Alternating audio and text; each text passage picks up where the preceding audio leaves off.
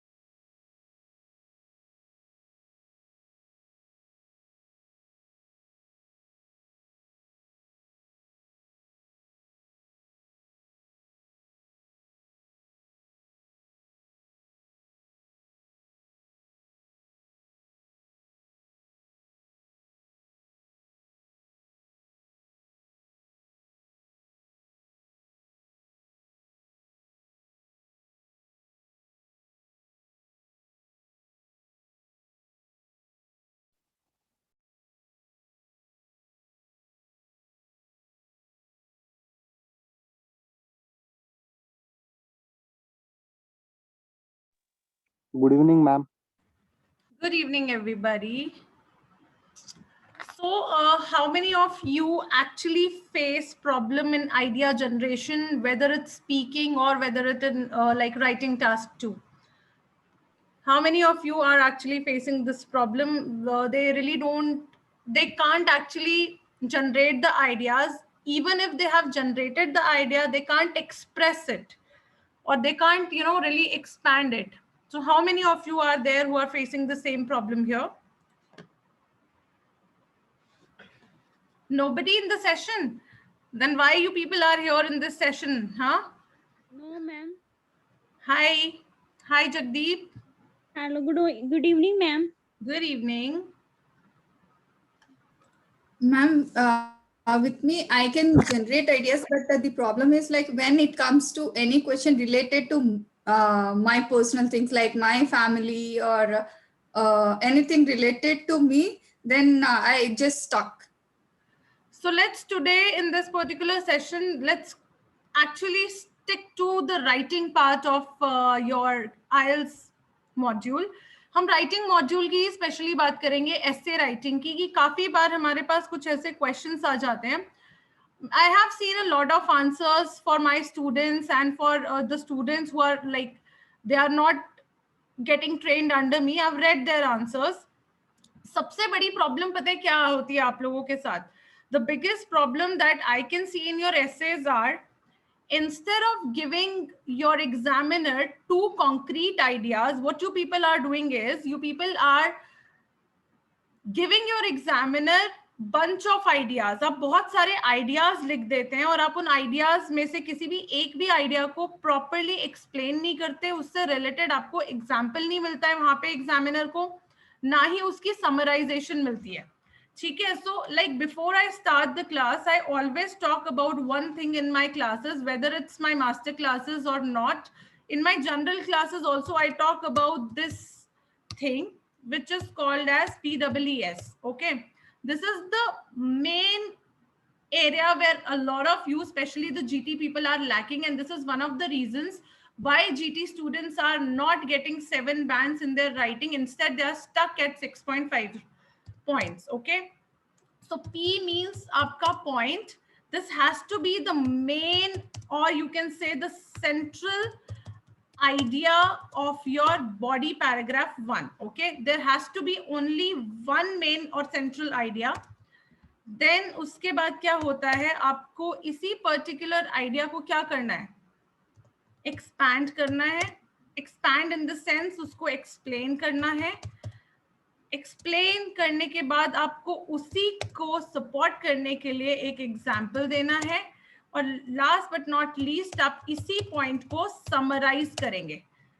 And one more thing, every body paragraph should have PWES, or I should rather say every body paragraph should follow PWES approach. If any of the essay or any of the body paragraph is lacking this PWES approach, then आपके 7 bands कभी भी किसी भी condition पे आ ही नहीं सकते. ठीक है, तो हमें ये PWES अप्रोच कैसे फॉलो करनी है, क्यों करनी है, ये रीजन मैंने आप लोगों को ऑलरेडी बता दिया. अगर आपको 7 या 7 अबव बैंड्स चाहिए राइटिंग में, you have to give PWES approach. अब इंस्टेड हम लोग क्या करते हैं, अगर आपसे एक सिंपल भी क्वेश्चन पूछा गया, अगर आपसे एक सिंपल सा क्वेश्चन पूछा गया है, एंड वो सिंपल क्वेश्चन अगर आपका ये है, what are the advantages and, actually let's leave this question. आपसे ये पूछा गया है, nowadays a lot of students take 1 year gap before they join tertiary education. Is this a positive or a negative? Is this a positive or a negative trend? ठीक है, ये एक trend है. आजकल के काफी बच्चे क्या करते हैं कि आपका टर्शरी एजुकेशन से पहले, मतलब कॉलेज जाने से पहले, 12th खत्म करने के बाद वो 1 ईयर का गैप लेते हैं. और ऐसा हम क्यों, मतलब बेसिकली आपको क्या लगता है कि ये जो अप्रोच है, क्या ये पॉजिटिव है या फिर ये नेगेटिव है? करेक्ट. तो ये बेसिकली आपका एक क्वेश्चन है. अब आप में से कोई भी मुझे इस क्वेश्चन का, अगर मैं आपसे पूछूं बॉडी पैराग्राफ 1 में आप क्या लिखोगे?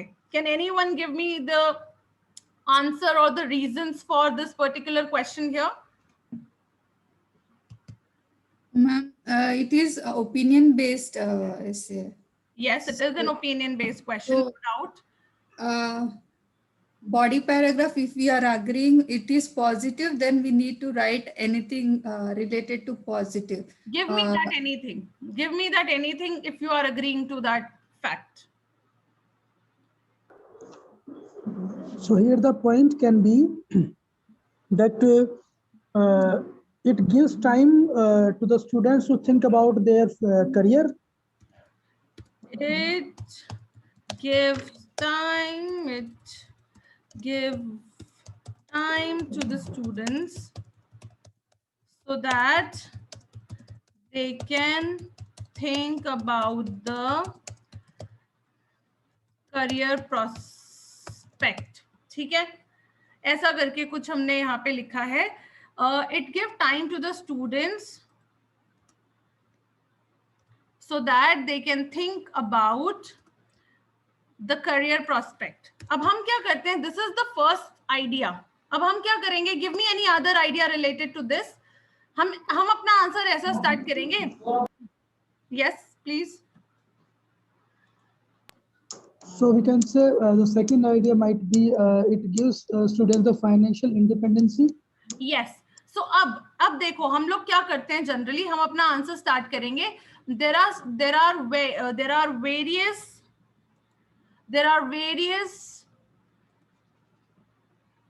advantages of taking 1 year gap. Firstly, it gives time to the students so that they can think about their career prospect in a better way. In addition to that, they can be financially independent.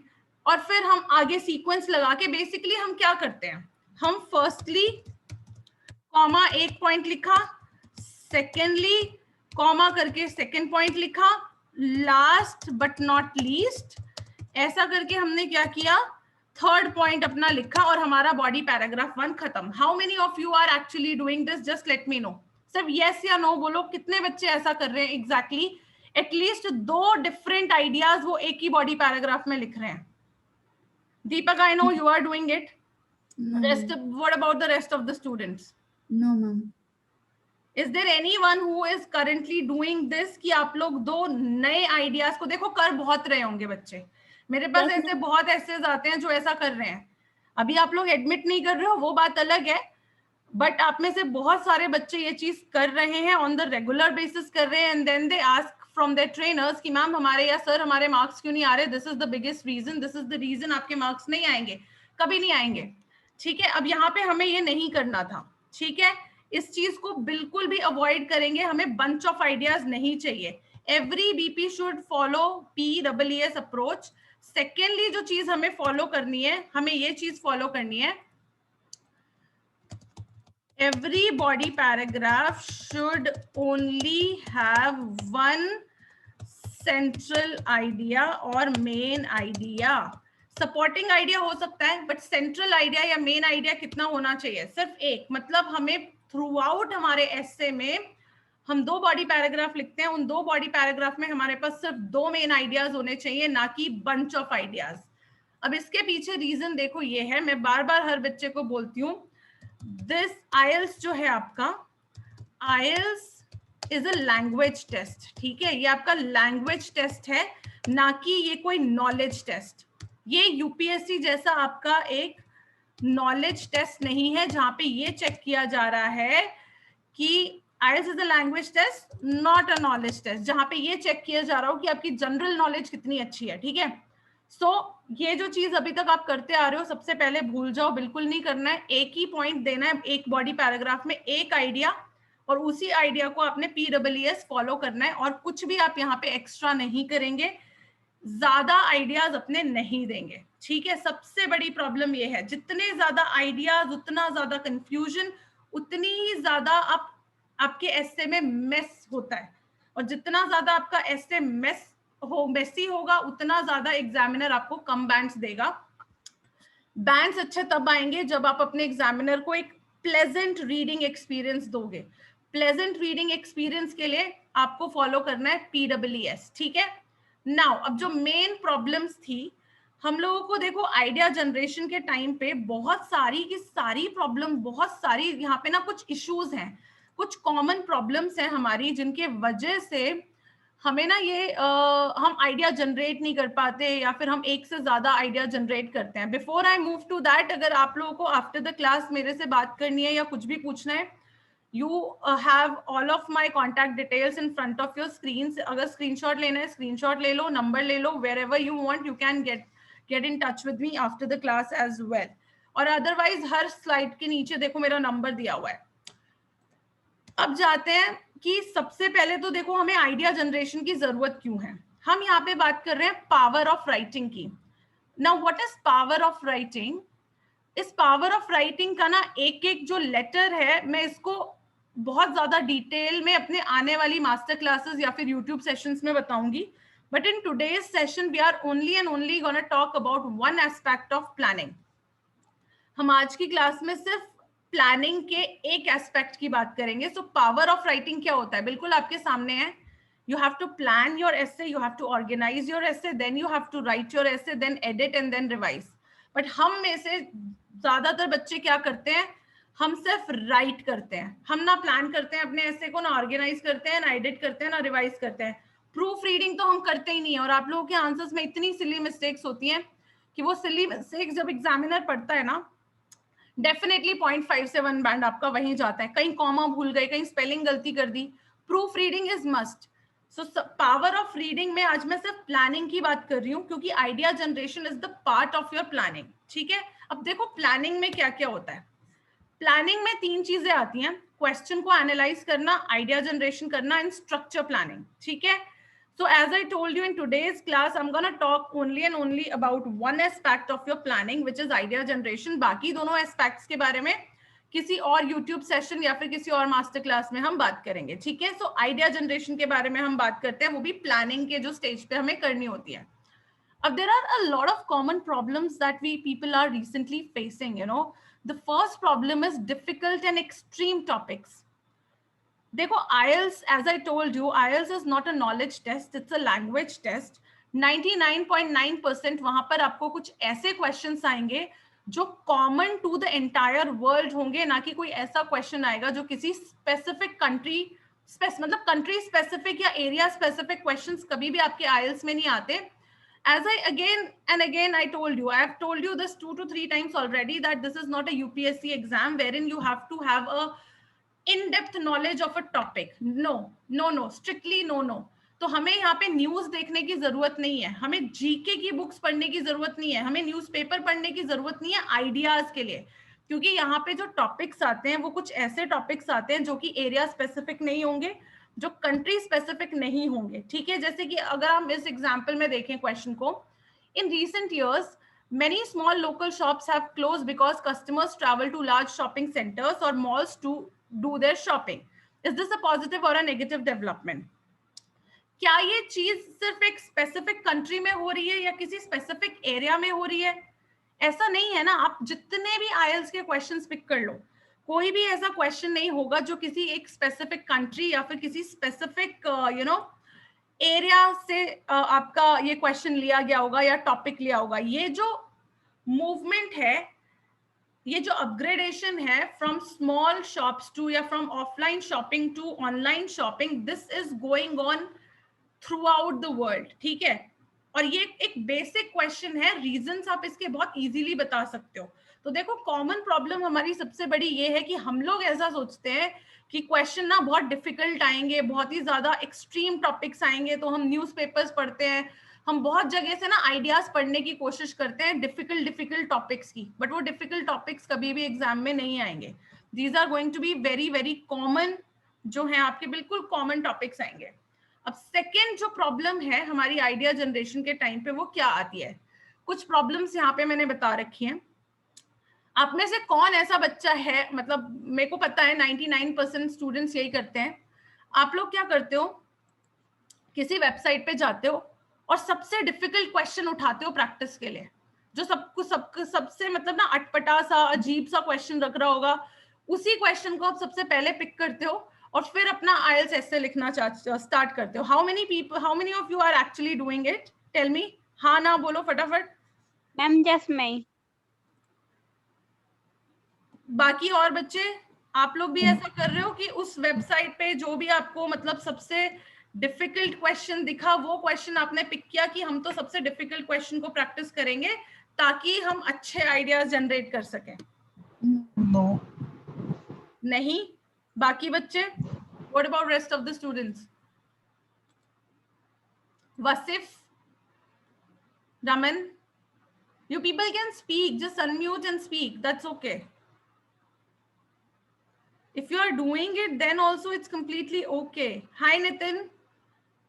Hi Sumandeep. iPhone, I don't really know your name.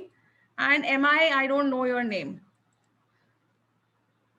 See, if you are doing it, stop doing it, because that is not going to help you. Okay, that is not going to help you. Since most of you people are coming from the same country, you all are from India.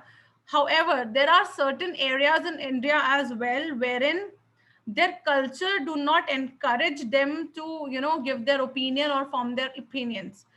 और आपके generally IELTS के जो question आते हैं वो आपका opinion मांगते हैं। सो कहीं ना कहीं ये जो कल्चरल डिफरेंस आ जाता है ना, ये भी आपको रोकता है अपने एसे के टाइम पे एक ओपिनियन देने से, क्योंकि आपने जिंदगी में कभी अपना ओपिनियन नहीं दिया।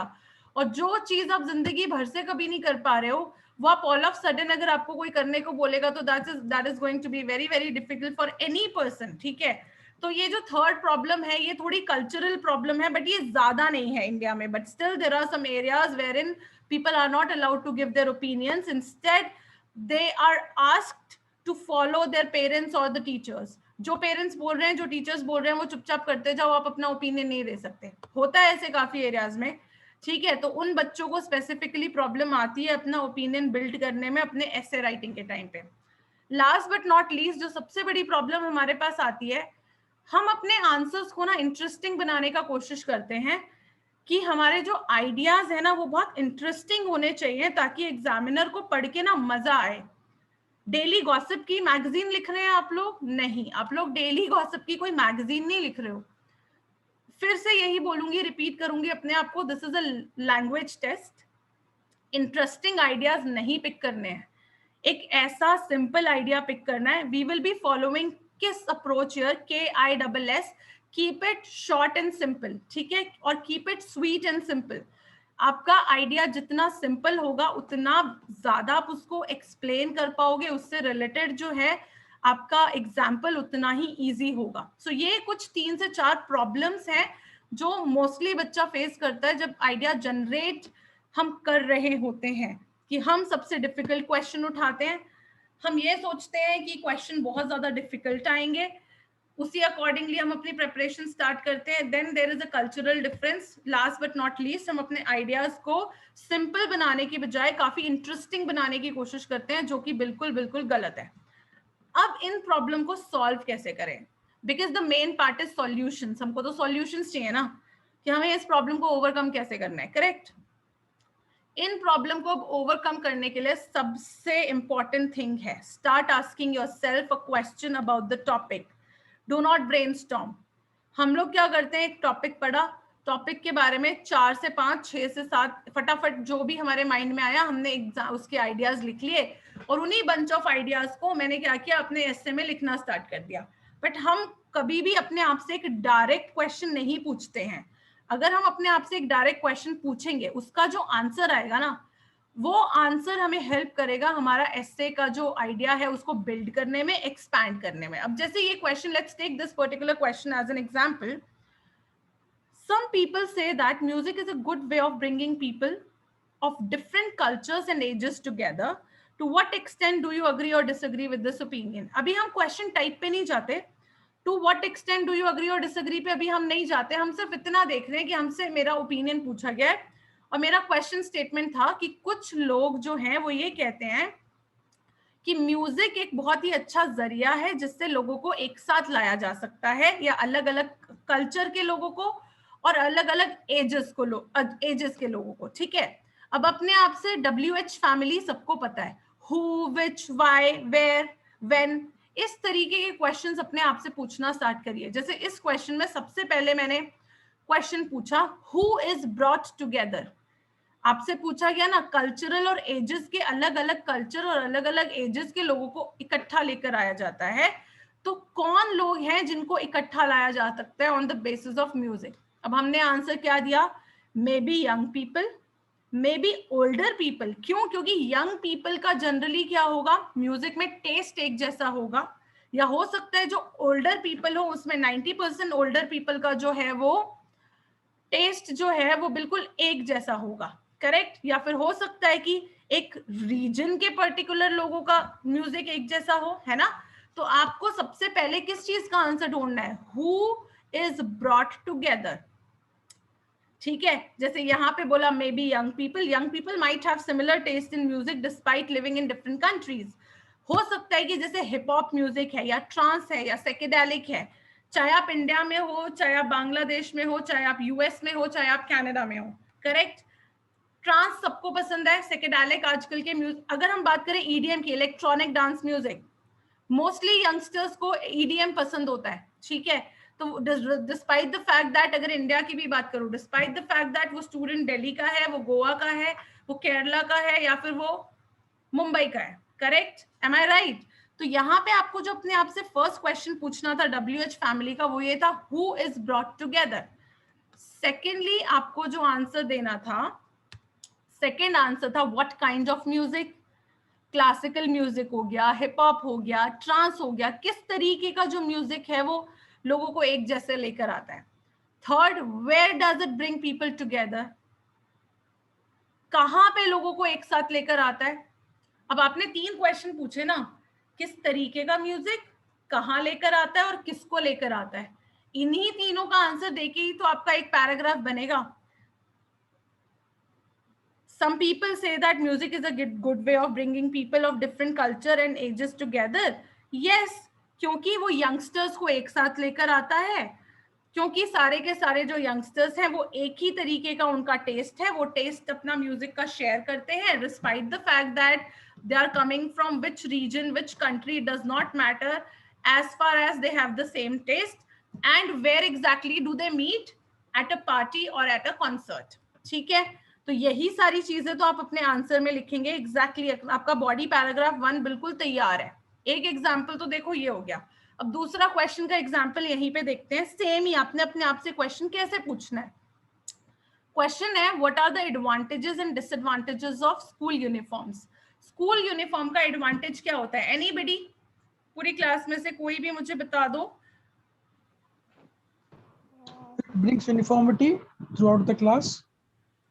What kind of uniformity? Means like all students will have like same uniform. They looks like same. They will not have like a difference of uniforms. Like one is wearing expensive and second is wearing the. हाँ, तो ठीक है दीपक, आपने बोला uniformity लेकर आता है, एक पर्सन जो होगा वो काफी अच्छा। Yes Wasif, very nice, thank you. Follow discipline, they follow discipline. अभी हम एक पॉइंट पे चलते हैं। The first point was Deepak का कि अगर हम यूनिफॉर्म बच्चों को देंगे तो there would be no discrimination on the basis of their appearance, क्योंकि बच्चा सेम लगेगा, चाहे वो किसी गरीब घर से आ रहा है, चाहे वो किसी अमीर घर से आ रहा है, it does not matter. Discriminate, there would be no discrimination at all, and they age appearance wise. अब अपीयरेंस वाइज अगर डिस्क्रिमिनेशन नहीं होगा तो उसके 2 फायदे हो सकते हैं। पहला जो वासिफ ने बताया, the first advantage of there is of not being discriminated on the basis of appearances, there would be discipline. Second advantage कोई बता सकता है? Second advantage क्या होगा इस चीज का, कि अगर हम सारे बच्चों को एक ही ड्रेस पहना देंगे और वहां पे कोई डिस्क्रिमिनेशन नहीं होगा तो उसका एडवांटेज क्या होगा? Think of the advantage. Kavita, do you know any advantage? Jagdeep, Dhruvi, Jyoti, Raman, कोई भी बता दो। Sumandeep, Nitin. Ma'am, Yes, Will not be any kind of bullying, ma'am, because higher there is like a society, we have that higher class, lower class, and they sit separate places, they don't sit together, so those kind of discrimination will be eliminated. Okay, चलो ये भी मान लिया। एक और चीज होगी, now the students would be judged on the basis of their performances, not on the basis of what they are wearing and which family they are coming from, isn't it? अगर जनरली क्या होता है, अगर आप किसी school में जाओ और अगर किसी टीचर को पता है कि देखो ये एक मिनिस्टर का बेटा है, तो वो उसको एज अ मिनिस्टर का बेटा ही जज करेंगे, फिर वो चाहे पढ़ने में कितना भी बुरा हो, करेक्ट? तो हमारा मेन एडवांटेज यहाँ पे क्या है, अगर आप सबका यूनिफॉर्म सेम होगा, सब कोई डिस्क्रिमिनेशन नहीं होगा, and the students would be rather judged on their performances. अब उनको कोई भी उनकी ड्रेस के बेसिस पे, उन्होंने कौन सा बैग लिया है, उनका ज्योमेट्री बॉक्स कैसा है, उस चीज के बेसिस पे जज नहीं कर सकता। तो यही हमारे पॉइंट्स थे, हमने अपने आप से क्वेश्चन पूछ के यही पॉइंट्स लिखे ना। तो अब देखो हमारा पॉइंट क्या बन रहा है। One good thing about school uniforms is that everybody is the same. If everybody is the same, what is the advantage of everybody being same? Social segregation, yes. देखो वो नहीं होगा, वो बिल्कुल नहीं होगा नितिन, that's nice. हमने first question पूछा what is good about school uniforms? Everybody would be same, there would be no discrimination. अब discrimination ना होने का क्या advantage होगा? It creates equality in the classroom. अब equality कैसे आएगी? क्योंकि people are judged on their performance, not on their appearances. अब ये मेरे पास हमें एक central idea आ गया, और उस central idea को देखो हमने कैसे नीचे as a line और as a answer इसको लिखा है। One argument in favor of uniform is that they create equality in classrooms by allowing students to be judged on their performance, not on their appearances. क्या अभी भी ये same questions हमने WH family के ही अपने आप से क्वेश्चन पूछे ना?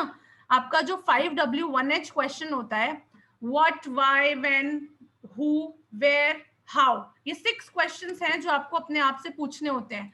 ये 6 क्वेश्चन में से जो क्वेश्चन आपको उस पर्टिकुलर क्वेश्चन का आंसर दे रहा है, उसके बेसिस पे आपको आपका मेन सेंट्रल आइडिया मिलेगा. सेंट्रल आइडिया को सपोर्ट करने के लिए एक सपोर्टिंग आइडिया भी मिलेगा. तो ये एक बार फिर से आप लोग ये पूरा जो आपको स्लाइड दिख रहा है, एक बार इसको पढ़िए एंड लेट मी नो कि आपको कोई इसमें डाउट तो नहीं है. Sorry, just read this particular question and tell me इसमें कोई डाउट है.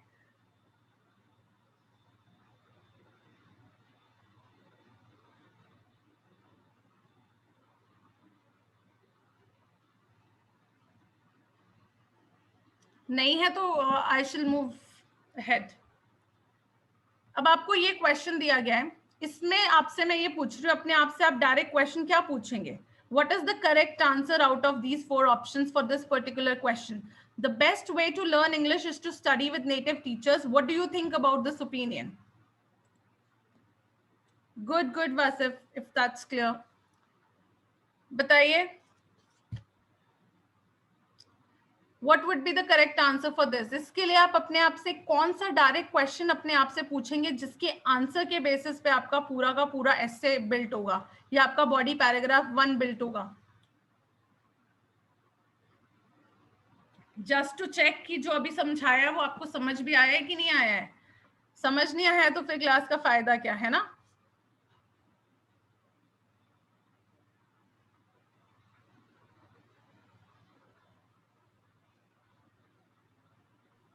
It is C. Do you think the best way to study English is with a native teacher? Yes. देखो, do you first आपका बोल रहा है, do you think native teachers are the best teachers? हमसे ये नहीं पूछा गया. हमसे क्या पूछा गया है कि क्या बेस्ट वे इंग्लिश पढ़ने का नेटिव टीचर्स के साथ है? तो मेरा डायरेक्ट क्वेश्चन इसमें क्या बनेगा? सी वाला बनेगा. Do you think the best way to study English is with a native teacher? Reason क्या होगा इसका? इसका रीजन क्या होगा? जो नेटिव टीचर्स हैं वो नॉलेज वाइज या उनको इन डेप्थ नॉलेज होगी क्योंकि वो वहां रहते हैं, वो नेटिव्स की तरह बात करते हैं, and that is the reason they would have better understanding of the language, not the job. D वाला क्या बोल रहा है? They have better understanding of their job. But हमसे जॉब नहीं पूछा गया. सी हमारा इसीलिए जाएगा क्योंकि वो एक्चुअली डायरेक्ट क्वेश्चन है जिसका आंसर आप क्या देंगे? क्यों नेटिव इंग्लिश बेटर होते हैं? क्योंकि उनको जो आपकी उनकी जो नॉलेज होती है सब्जेक्ट वाइज वो इन डेप्थ होती है और वो प्रैक्टिकली ज्यादा अक्वेंटेड होते हैं, ज्यादा प्रैक्टिस करते हैं उस चीज को. करेक्ट. नेक्स्ट क्वेश्चन, इसका आंसर बताइए फटाफट. कौन सा डायरेक्ट क्वेश्चन पूछेंगे आप अपने आप से? और सारे बच्चे देंगे answer. I don't really want कि बस एक ही बच्चा आंसर देता रहे सारे. आप अगर बोल नहीं सकते हो आप टाइप कर सकते हो चैट में, इट्स ओके. और if you want to speak you are like most welcome to speak as well.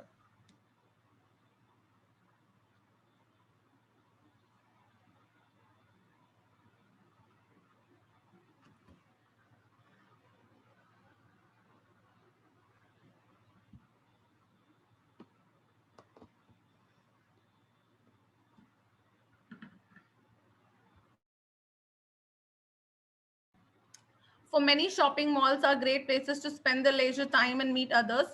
People, however, in the past mostly visited those when necessary. To what extent do you think this is a negative trend? Do you think people spending their free time in the mall socializing with friends is a waste of time?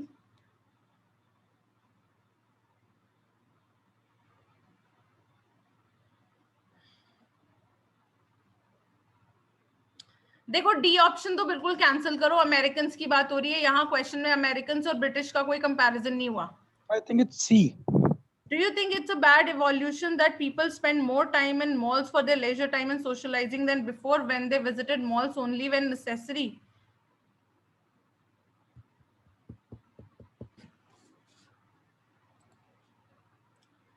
I don't think so. इसका answer C होना चाहिए. It would be C. Excuse me, ma'am. I think so. It's a right answer is the B. Yes, B is the right answer. exactly. B as in Bravo. Absolutely correct. That is what I was saying. कि C is not the correct answer here. Deepak, Yeah. B is the correct answer. क्योंकि C Yeah, तो ma'am. कुछ और ही बोल रहा है. यहाँ पे उन्होंने स्पेसिफिक टाइम दे दिया 20 years ago, बट देखो वो कहीं ना कहीं पास्ट का कंपैरिजन ही कर रहा है. It's like 2 decades. उससे ज्यादा तो क्या ही कंपैरिजन करेंगे ना हम. So B is the actual direct question that you should ask yourself. ठीक है? Thank you Raman. Yes, B is the correct answer. जिसने C बोला वो आप लोग का गलत है. अब देख लो एक और एग्जाम्पल दिखा देती हूँ सेम चीज का कि अपने आप से कैसे क्वेश्चन पूछना है. Very simple question, problem and solution का क्वेश्चन है. Crime rate has been increased a lot of lately. How can it be controlled and what are the reasons. ठीक है, आपसे ये सिंपल क्वेश्चन पूछा गया प्रॉब्लम एंड सॉल्यूशन में. अब आपका first question, what are the causes of crime. Why crime, crime क्यों बढ़ गया. Why, ask yourself a why question. Why crime has increased. Two reasons. You wanted to say something, Vasif? Please say. Anybody wants to say something? Okay, I'll move forward. हाँ जी, बोलिए. Ma'am, I think so. It's a better answers according to the why is the right increases of the crime. Just like is the first, like just you just write down is the unemployment and the illiteracy. But unemployment is the main focus for increasing the crime rate according to the So current that is what I'm scenario. trying to explain you. This particular triangle, do you see that I have drawn it invertly? Why I have drawn it invertly? This is called as a narrow down approach. I take we generally take a broader reason and try to narrow it down so that we can explain a simple reason in a broader way. ठीक है, आप बिल्कुल सही कह रहे हो. अब इसको समझो कैसे किया है हमने. ये हमने सबसे पहले अपने आप से क्वेश्चन पूछा कि क्राइम रेट आज के टाइम पे क्यों बढ़ रहा है. उसका सबसे बड़ा रीजन क्या आता है हमारे सामने. पॉपुलेशन बढ़ गई है या फिर इलिटरेसी है या अनएम्प्लॉयमेंट. मान लो मैंने सबसे पहले यही बोल दिया कि पॉपुलेशन बढ़ गया. ठीक है, क्राइम रेट क्यों बढ़ गया, क्योंकि पॉपुलेशन बढ़ गई है. मान लो अगर मैंने ये बोला, बट मैं अपना आंसर पॉपुलेशन से नहीं स्टार्ट कर रही. मैंने बोला लोग अनएजुकेटेड हैं और अनएम्प्लॉयड हैं, that is why crime rate बढ़ गया. अब नेक्स्ट क्वेश्चन शुड बी क्यों लोग अनएजुकेटेड हैं और क्यों लोगों के पास जॉब नहीं है. ठीक है, सेकेंड क्वेश्चन, रीजन क्या है उसका. पुअर स्किल्स, लोगों को काम करना नहीं आता, लोग इतना पढ़े लिखे नहीं है क्योंकि उनके पास पुअर स्किल्स है. अब हमने ये पूछा अपने आप से क्वेश्चन कि लोगों के पास पुअर स्किल्स क्यों है, लोग क्यों इतना एबल नहीं है कि उनको कोई जॉब मिल सके. क्योंकि उनको बेसिक कम्युनिटीज नहीं मिलती है through the government. Basic communities कैसी, जैसी स्कूल्स, हॉस्पिटल्स या रहने को घर तक नहीं है उन लोगों के पास. ठीक है, अब इसे हम बोलेंगे रिवर्स अप्रोच. अब मैं अपना आंसर देखो कैसे स्टार्ट करूंगी. मैंने अपना आंसर यहाँ पे ये स्टार्ट किया इन्हीं तीनों पॉइंट को लेके.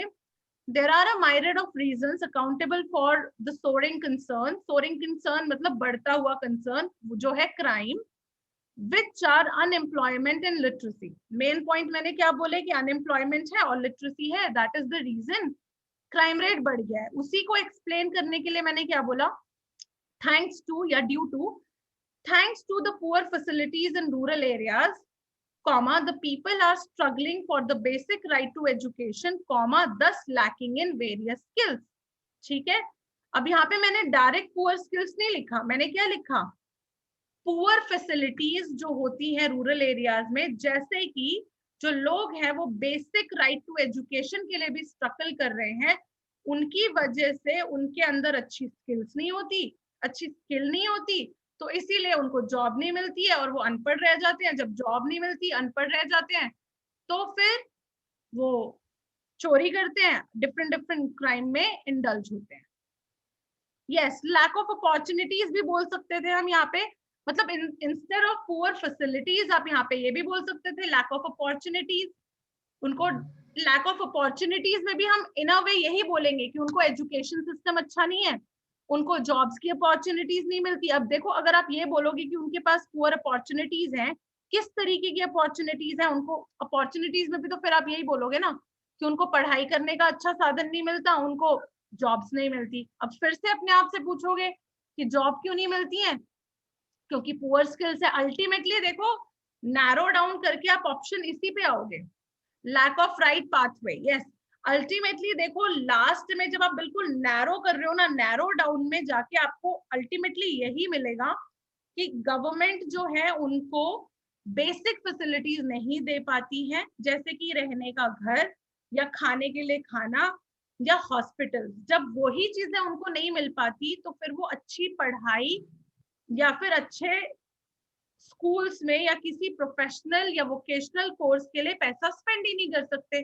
जब वो पैसा स्पेंड नहीं कर पाते तो उनको इतनी अच्छी स्किल्स नहीं आती, उनको इतनी अच्छी स्किल्स नहीं आती, इसीलिए उनको जॉब नहीं मिलती है, वो अनपढ़ रह जाते हैं। और जॉब, उनको जॉब नहीं मिलती और अनपढ़ नहीं रह, जब वो रह जाते हैं तो वो अपना ब्रेड एंड बटर नहीं अर्न कर पाते, ब्रेड एंड बटर अर्न नहीं कर पाते, इसीलिए वो फिर चोरी करते हैं और क्राइम रेट बढ़ जाता है। अंडरस्टूड? अब ये जो 4 से 5 चीजें हमने अभी अभी करी हैं, उससे आपका पूरा का पूरा बॉडी पैराग्राफ 1 तैयार हो जाएगा with example. Got my point? अब यहाँ पे हमने आइडिया बना भी लिया, जनरेट भी कर लिया, उसको एक्सपैंड भी कर लिया। So yes Vasudev, please go ahead, you may unmute yourself and speak.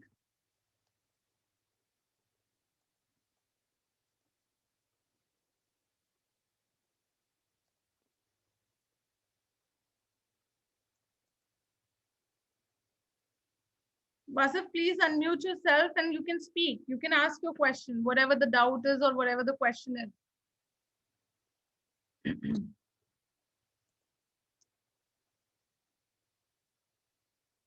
Vasif, uske liye you have my phone number. Can you get in touch with me through my phone number? You can either WhatsApp me or call me after the class. Okay? Sure. Okay. So I hope everybody has understood about the, you're welcome, Vasif. Have you all understood about this particular narrow down approach, that how exactly this is going to help you with expanding your ideas? Deepak, did you understand that? Yes. So the last essay that I have checked of yours, उसमें आपको पता है आपकी गलतियां क्या थी? आपने क्या करा था? आपने इस तरीके से उनको रिलेट नहीं किया था. Your ideas were totally different in body paragraph 1 and there were more than one main ideas. Getting my point?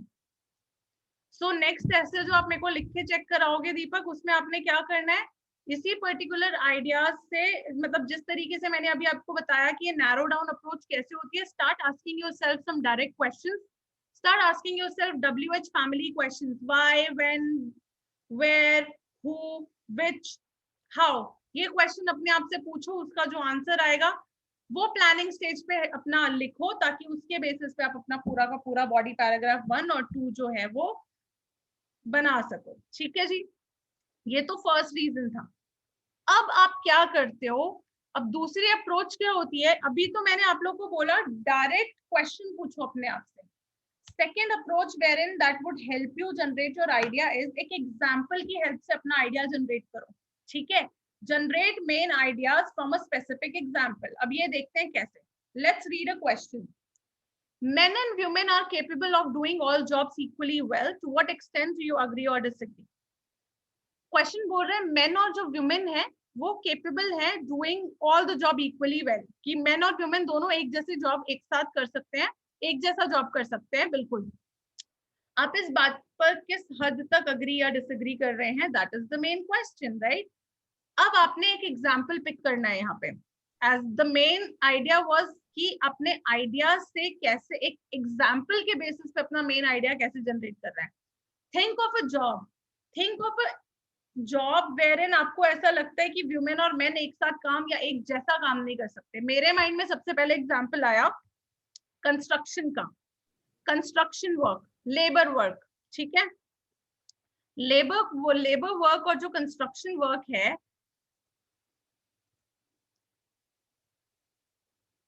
ठीक है, लेबर वर्क जो है या लेबर वर्क जो है वो वुमेन और मेन एक जैसा नहीं कर सकते. Can anybody tell me what is the reason for that? क्या रीजन है कि जो ह्यूमन और मेन है वो लेबर जॉब एक जैसा नहीं कर सकते, या एक Physical strength, ma'am.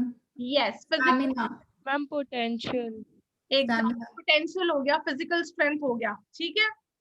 अब देखिए, the first reason why men and women are suited to different job is construction work. हमने एक एग्जांपल ले लिया, अब एग्जांपल के बेसिस पे लेट्स सी हमारा आइडिया कैसे बनता है। What does construction work show us?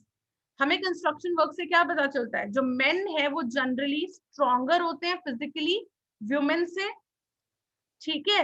Y main और वुमेन एक जैसा काम नहीं कर सकते? क्योंकि उनकी फिजिकल एट्रीब्यूट्स डिफरेंट होती है। हमने आंसर अपना कहां से सोचना स्टार्ट किया था? एक एग्जाम्पल से, जो कि था कंस्ट्रक्शन जॉब का एग्जाम्पल। I understand. देखो, मैं आपको एक तरीका बता रही हूँ। अगर आप जॉब कर रहे हो एक कंस्ट्रक्शन साइट पे, दैट इज एब्सोल्युटली ओके। आप दोनों साइड पे जा सकते हो। मैं हमेशा अपने हर स्टूडेंट को ये समझाती हूँ, do not pick your ideas on the basis of your emotions. When you are writing your IELTS essay, आप अपने इमोशंस के बेसिस पे अपना आंसर मत चूज करा करो, ठीक है। यहाँ पे जगदीप, यहाँ पे बात एज ए इंटीरियर डिजाइनिंग की नहीं हो रही है। हमने प्रॉपर लेबर जॉब बोला, कंस्ट्रक्शन जॉब बोला, जो ईंटे और उनका काम कर रहे हैं, ठीक है। और उसी एग्जाम्पल के बेसिस पे हमने ये बोला कि मेंस जो हैं, जो मेन होते हैं, वो जनरली स्ट्रॉन्गर होते हैं वुमेन से। हो सकता है काफी सारे क्वेश्चन में आप इमोशनली आपको लग रहा हो कि नहीं, मैं टोटली अगेंस्ट हूँ उसके, but when you start writing your answer, एक पॉइंट ऐसा आएगा आपको आपके आइडियाज ही नहीं मिलेंगे। ऐसा बहुत बार होता है हमारे पास, हम इमोशन के बेसिस पे या अपने पर्सनल बायसेस के बेसिस पे हम आंसर लिखना तो चालू कर देते हैं, बट मिड वे हमें समझ आता है कि मेरे पास आइडियाज नहीं है। तो उसको भी कैसे टैकल करना है मैं अभी बताऊंगी आगे आने वाले 5 मिनट में, ठीक है। नहीं Jagdeep, you really don't have to say sorry about it. आपका अपना अलग ओपिनियन हो सकता है, this is an opinion based question, people can have their different opinions, but मैं I'm just letting you know how exactly आप एक एग्जाम्पल से आंसर ले सकते हैं। अगर आपको मान लो इस क्वेश्चन के बिल्कुल ऑपोजिट वे में जाना था, तो आप ले सकते थे ना, एक मैनेजमेंट जॉब का एग्जाम्पल लेते। मैनेजमेंट जॉब पे आप क्या बोलते? मैनेजमेंट जॉब में वुमेन और मेन दोनों के सेम टैक्टिक्स यूज होते हैं, एंड दैट इज व्हाई हम ये बोल सकते थे कि वुमेन और मेन का जो IQ लेवल है वो सेम हो सकता है, और अगर IQ लेवल सेम है तो वो लोग सेम तरीके की जॉब कर सकते थे, ठीक है जगदीप। ये आपका ओपिनियन था। यहाँ पे आपने इस तरीके से एग्जाम्पल पे जाना है। जिन लोगों ने इसके अगेंस्ट में जाना है वो एक ऐसा एग्जाम्पल पिक करें जहां पे उनको डिफरेंसेस दिख रहे हो। Got my point Jagdeep? तो आपको सॉरी बोलने की जरूरत नहीं है, आपका पॉइंट ऑफ व्यू भी बिल्कुल सही है, जो मैं एक्सप्लेन कर रही हूँ वो भी बिल्कुल सही है। मैंने आपको दोनों साइड के एग्जाम्पल बता दिए, करेक्ट। अब देखो यहाँ पे हमें क्या फर्स्ट रीजन मिला। The first reason men and women are suited to different jobs is that they have different physical attributes. ठीक है, अगर मुझे ये बोलना था that they are suited to same job, तो मैं क्या बोलती? They do have a same IQ level. Got my point? तो एग्जाम्पल के बेसिस पे और नैरो डाउन अप्रोच, मतलब अपने आप से क्वेश्चन पूछ के नैरो डाउन अप्रोच फॉलो करके कैसे आंसर को एक्सपैंड करना है, WH फैमिली के क्वेश्चन पूछ के कैसे आइडिया जनरेट करना है, और ये एग्जाम्पल के बेसिस पे कैसे आपने अपने आइडिया को जनरेट करना है। इन तीनों अप्रोचेस में आप लोगों को कोई दिक्कत है, कोई प्रॉब्लम है अभी तक? Any doubt to anybody in the session?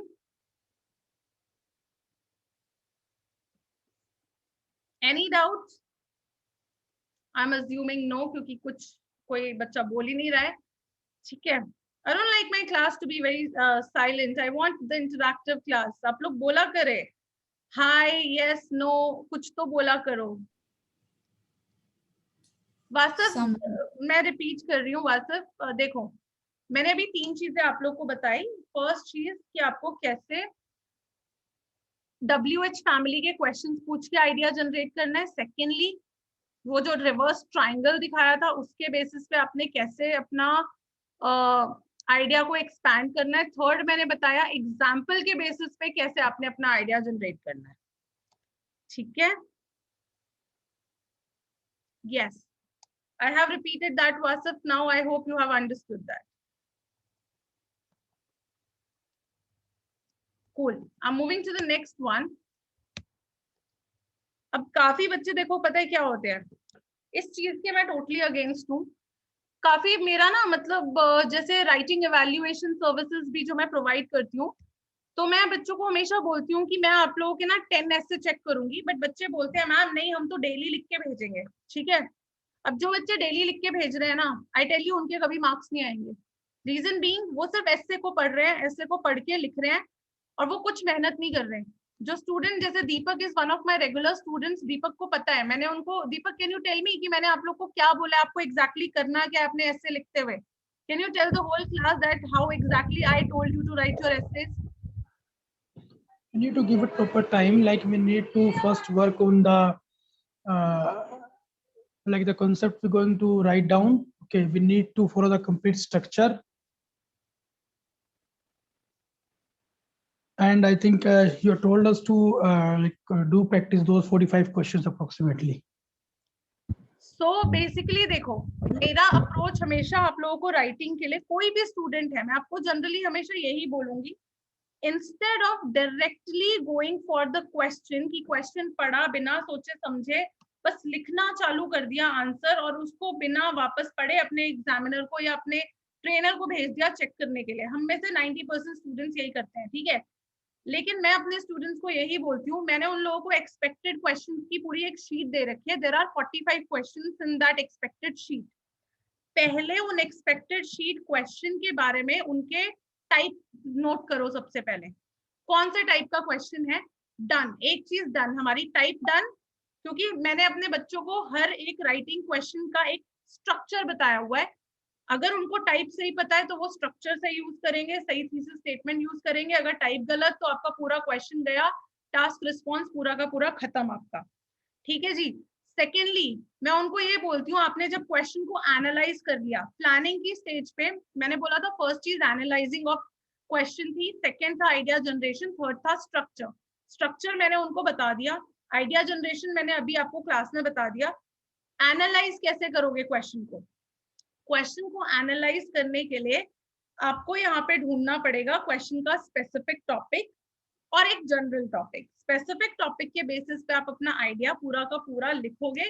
अब यहाँ पे देखो मैंने क्या लिखा है स्लाइड पे, practice generating ideas but don't write the essay. अब मैं आप लोग को ना एक चीज यहाँ पे क्लियरली दिखाना चाहूंगी, जो मैं अपने बच्चों को क्लियरली जो है ना सिखाती हूँ यहाँ पे, कि आप लोगों को जो चीज करनी है।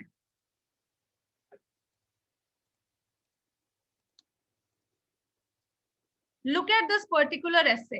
Okay, so this is what I ask every single student of mine to do on every single essay. ठीक है, आपको ये क्वेश्चन दिया गया, जनरली आप लोग क्या करते हो, आपको क्वेश्चन दिया big salary is much more important then job satisfaction, do you agree और डिसअग्री, बिना सोचे समझे क्वेश्चन का आंसर लिखना चालू कर दिया। I tell my student to spend some time on the question. आप पहले बिग सैलरी और जॉब सेटिस्फैक्शन के दोनों के बारे में आइडियाज लिखें।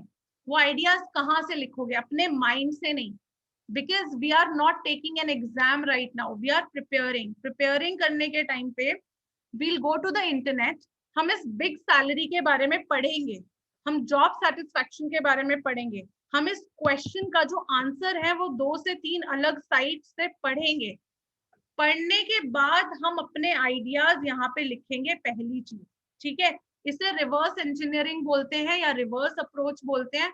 आपने क्वेश्चन देखा, क्वेश्चन देखने के बाद आप किसी भी वेबसाइट पे गए, रैंडम वेबसाइट पे जाओ, 3-4 अलग अलग वेबसाइट पे जाओ, कि वहां पे जाके आपने इनके टॉपिक के बारे में आइडिया पढ़ लिए, बिग सैलरी के बारे में पढ़ा, जॉब सेटिस्फैक्शन के बारे में पढ़ा, अपने टॉपिक यहाँ आइडिया लिख लिए पहले। अब यहाँ पे देखो कि किसके आइडिया सिंपल हैं जो आप एक्सप्लेन कर सकते हो और किसके आइडियाज थोड़े ट्रिकी हैं जिनको एक्सप्लेन नहीं किया जा सकता using the narrow down approach. ठीक है, सेकेंडली ये जो वर्ड्स आप यहाँ पे लिख रहे हो, इनके वोकैबुलरी ढूंढने की कोशिश करो। ये भी आपको डिक्शनरी पे मिलेगा, इंटरनेट पे मिलेगा, क्योंकि आपको same word through out your essay bar bar use नहीं करना होता। बिग सैलरी को बार बार क्या कहोगे, जॉब सेटिस्फेक्शन को बार बार क्या कहोगे, कभी ढूंढने की कोशिश करते ही नहीं हो। जो मन में आता है, गलत मन में आता है, वही लिखते जाते हो। एग्जामिनर है या ट्रेनर है, वो तो अपने आप चेक करके भेज देगा। आपके ट्रेनर आपको बस ये बताएंगे कि ये चीज गलत है, वो आपको 10 सिनोनिम्स ढूंढ के नहीं देंगे, ट्रस्ट मी ऑन दैट। किसी ट्रेनर के पास इतना टाइम नहीं होता। तो ये मेहनत आपको खुद करनी पड़ेगी, और ये मेहनत करोगे तभी 7 GT वालों को मिलेगा, नहीं तो अगर ये मेहनत नहीं कर सकते नहीं मिलेगा।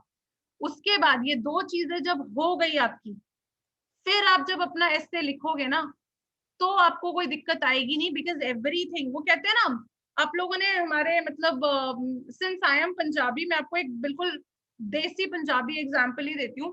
समोसा बनने से पहले ना हम मसाला तैयार करते हैं, ठीक है, और जब तक वो मसाला अच्छा ना हो ना, समोसे में मजा नहीं आएगा। Similar thing goes for your essay. अगर आपका वोकैबुलरी अच्छा नहीं है, आपके आइडियाज इंटरेस्टिंग नहीं, सिंपल नहीं है, जिनको आपने ढंग से एक्सप्लेन नहीं किया, एस्से में मजा नहीं आएगा।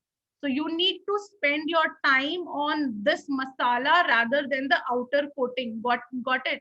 Outer coating तो सबकी सेम ही रहनी है ना। स्ट्रक्चर अगर आपको एक बार किसी ने सिखा दिया कि 50-50 का स्ट्रक्चर ऐसे होता है, 100% का ऐसे होता है, वो तो सबके लिए बिल्कुल सेम आएगा। आउटर कोटिंग से मैटर नहीं करता, अंदर का जो एस्से का मटेरियल है वो मैटर यहाँ पे बहुत ज्यादा करता है। तो इस चीज पे जो थोड़ा सा ना आप ध्यान देंगे, आप ध्यान दोगे, उसी के बाद इस एस्से पे जब आपको फीडबैक मिलेगा, see this is the way I give feedback to my student with every single line, and my student highlight everything. जहां पे भी उन्होंने कोई कनेक्टर यूज करा है, जिस भी तरीके का ये आंसर है, तो उन लोगों को जो प्रॉपर डिटेल्ड फीडबैक मिलता है वो तभी मिलता है क्योंकि उन्होंने इतनी मेहनत करी है। और इतनी मेहनत अगर आप करोगे एक एस्से पे, तो आप सोच लो फिर आपको डेफिनेटली ये वोकैबुलरी, ये आइडियाज आपके स्पीकिंग में, राइटिंग में दोनों काम आएंगे। Once I have check that, उसके बाद this is permanent for you. अगर आपके एग्जाम में यही क्वेश्चन आता है, आपको ऑलरेडी 7 बैंड वाला आंसर आपके सामने है, 7 और 7 अबव वाला, उसको लिखिए as it is. Got my point? तो मुझे पता है इस क्लास में मेरे स्टूडेंट के अलावा, जो मेरे रेगुलर स्टूडेंट है उसके अलावा, कोई बच्चा ऐसा नहीं है जिसने आज तक इतनी मेहनत करी हो। Kavita, have you done this kind of like Yes, preparation? ma'am, I'm doing it Writing? regularly. Yes. Huh? Yes, I'm doing it regularly. Okay, Same that's thing. The way you said, there is a website called IELTS Mentor. In that, they'll give 5 to 6. Actually, I don't pick essays by myself. I have some partners. They'll randomly selecting some essays. Someday advantage, someday something else. They just send me, and before starting an essay, I just go back some sample essays from those mentors. There'll be 4 to 5, because who are writing the essay, may not be giving correct idea, because they are messing up people, giving as you said, like those answers are anyway submitted by students like you.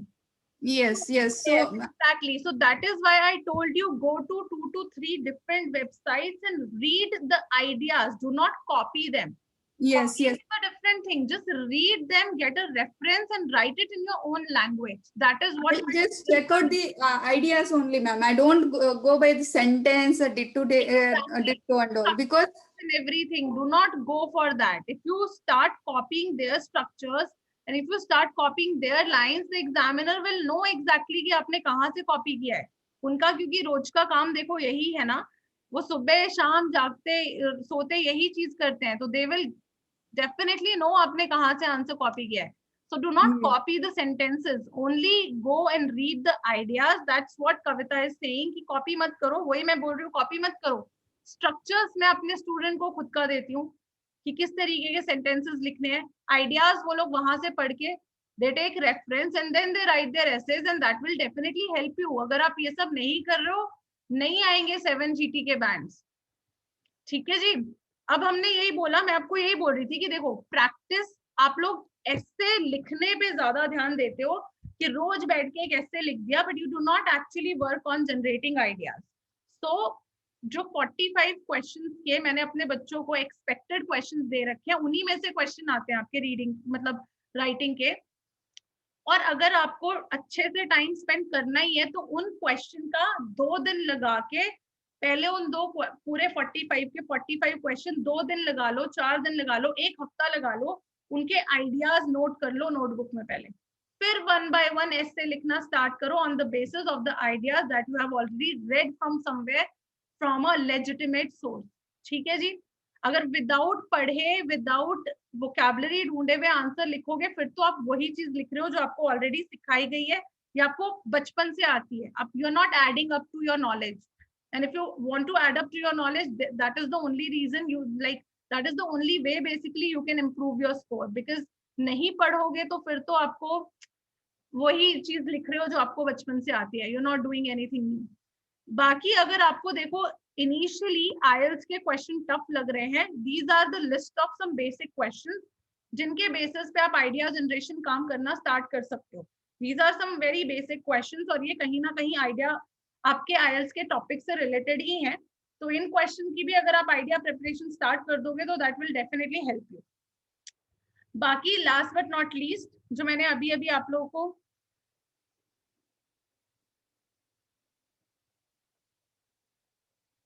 due to unusual I don't make contacted structure in essay or letters। Jagdeep, मुझे आपका ये sentence ना थोड़ा सा समझ नहीं आया, आप क्या बोलना चाह रहे हो कि due to unusual, what unusual? Ma'am yes please.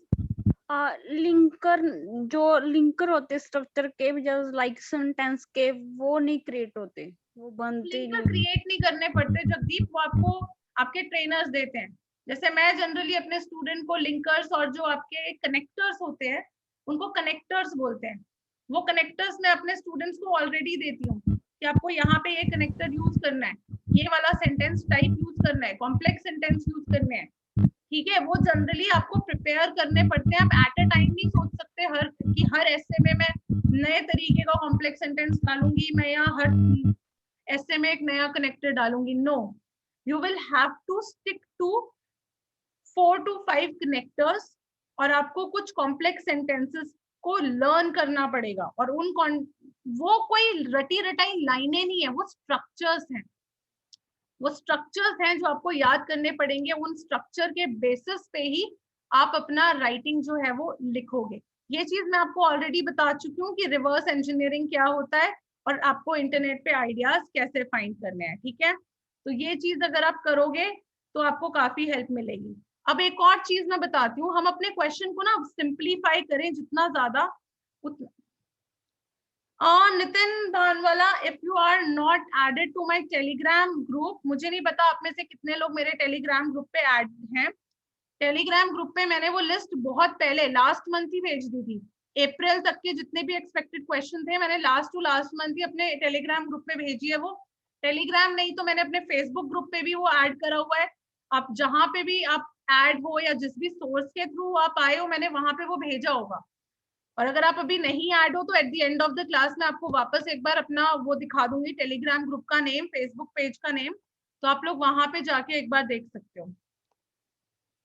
हाँ जी, मैं भेज दूंगी आपको, अभी अभी भेज रही हूँ। क्लास खत्म होने के बाद आप सब लोगों को मैं अपना टेलीग्राम ग्रुप का लिंक भेज दूंगी। ठीक है, नाउ ये अब लास्ट है आपका। आप अपने क्वेश्चन को जितना सिंप्लीफाई करेंगे उतना आपके लिए इजी है क्वेश्चन का आइडिया ढूंढना। अब देखो, ये इतना 48 वर्ड का एक पूरा क्वेश्चन है। Some people claim that not enough of the waste from homes is recycle. They say that the only way to increase recycling is for government to make it a legal requirement. ठीक है, ये 45 words का आपका statement था। इसका simplified question क्या था? Are recycling laws required और नीडेड? एक लाइन थी बस, कितने? 4 वर्ड्स की। ये 4 वर्ड्स आपके पूरे 48 वर्ड्स के एक स्टेटमेंट को रिप्लेस कर रहा है। तो अपने क्वेश्चन को सिंप्लीफाई करने की कोशिश करेंगे जितना, उतना आप लोगों के लिए अच्छा होगा। क्योंकि अब आप खुद ही देख लो ना डिफरेंस, कहाँ आपका एक पूरा का पूरा 48 वर्ड का एक सेंटेंस मिल रहा है आपको, और कहाँ ये एक छोटा सा जो क्वेश्चन है, this is like a small question, meaning दोनों सेम है। This is the paraphrased statement for this entire question statement. तो अपने क्वेश्चन को सिंप्लीफाई करो, सिंप्लीफाई करके आपके लिए इजी हो जाएगा अपने आप से क्वेश्चन पूछना। Conclusion of the class and the golden rule is, जो मैं आपको बार बार बोलती हूँ, फिर से एक बार लास्ट टाइम भी रिपीट करूंगी, this is not an UPSC exam where in your knowledge is getting tested. This is an IELTS exam, which is a language test, and choose your ideas wisely. Choose the easiest idea.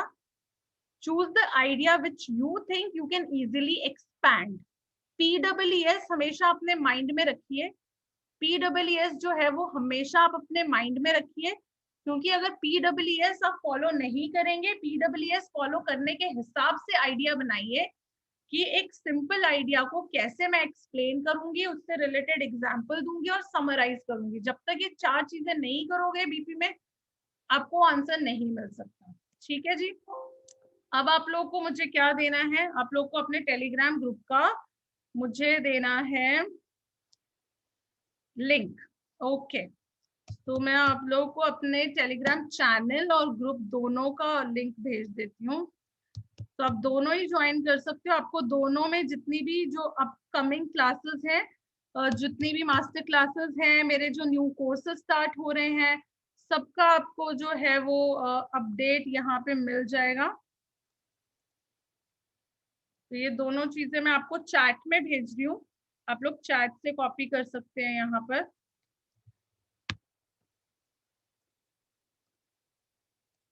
आपको group channel का भी मैं link भेज देती हूँ. ये group है जहाँ पे आप 2 वे कम्युनिकेशन कर सकते हैं, और जो चैनल है उसका लिंक भी मैं आपको भेज देती हूँ. चैनल का लिंक जो है वो है ये.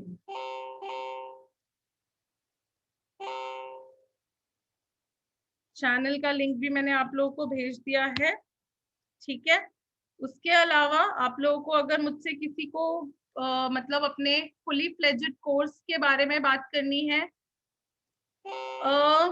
काफी बच्चों ने बिल्कुल लेट ज्वाइन करा है क्लास, तो ये जो क्लास है आज वाली, I will be uploading the same class on YouTube. जिसने मिस कर दी है क्लास या बिल्कुल लेट में आया है, ठीक है, जो बिल्कुल लेट आया है वो प्लीज इस यूट्यूब चैनल पे IELTS सिंप्लीफाइड पे जाके एक बार चेक कर ले, और लिंक मैं अपने टेलीग्राम ग्रुप पे डेफिनेटली सेंड कर ही दूंगी, जो अपलोड करने की जो लिंक होगी. ठीक है.